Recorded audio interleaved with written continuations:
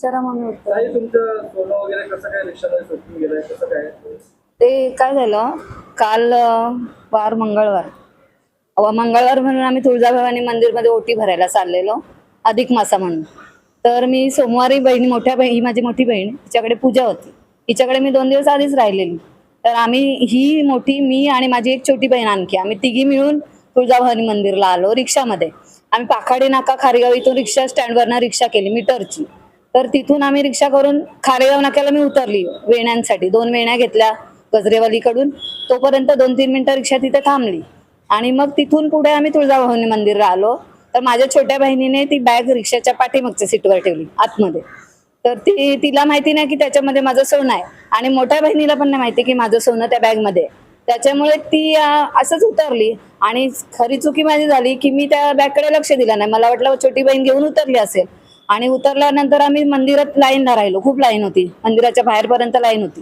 2-3 मिनिटं गेलो असेल पुढे, तेवढ्यात तिच्या लक्षात आलं छोट्या बहिणीच्या जिने बॅग ठेवली की ताई बॅग कुठे आहे? तर मी म्हंटल तुझ्याकडे होती. बोलते नाही रिक्षात गेली.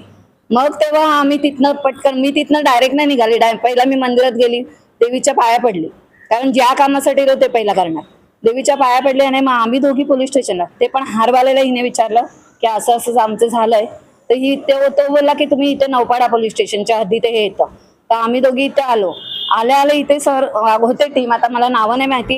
हे सर हा, तर आल्या हे सर त्यांना आम्ही हकीकत सांगितलं असं असं झालं.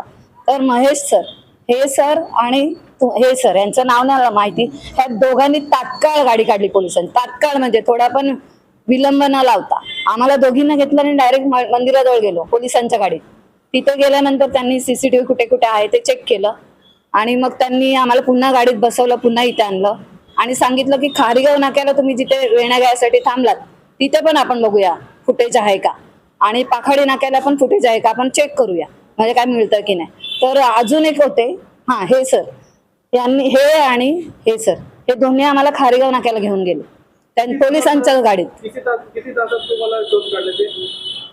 24 तासाच्या आतच. काल रात्री 8 वाजताची घटना. 17 तासात. हा, 17 तासात म्हणजे सकाळी. आता त्यांना किती वाजता शोध लागला त्याने माहिती, पण अगदी लवकरात लवकर माझे दागिने मला मिळाले. त्याबद्दल पूर्ण टीमचे आणि महत्वाचं म्हणजे महेश सरांचे मी खूप आभार मानते आणि मंगेश सर यांचे खूप आभार मानते आणि पूर्ण टीमचे. Mahajan sir, Jadhav sir. आता मी पहिल्यांदा पोलीस स्टेशनची पायरी चढले, ते पण माझ्या दागिन्यांसाठी.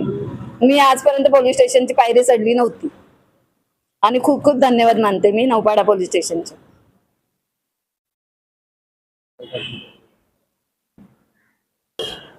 काल 9 वाजता वंदना म्हात्रे या पोलीस स्टेशनला आल्या. मी ज्यावेळेस बाहेरच उभारलेलो होतो तर त्यांना आल्या मला सांगितलं की माझे 15 तोळे सोन्याची पिशवी ही ॲटोमध्ये विसरलेली आहे. मग मी तात्काळ आमचे डीबीचे API मंगेश भांगे आणि पोलीस हवालदार देसाई आणि हुबे यांना तात्काळ बोलवलं आणि यांना लगेच फुटेज पाहायला सांगितलं आणि त्यांना धीर दिला की तुमचा ॲटो नंबर मिळाला की तुमचे दागिने मिळतील.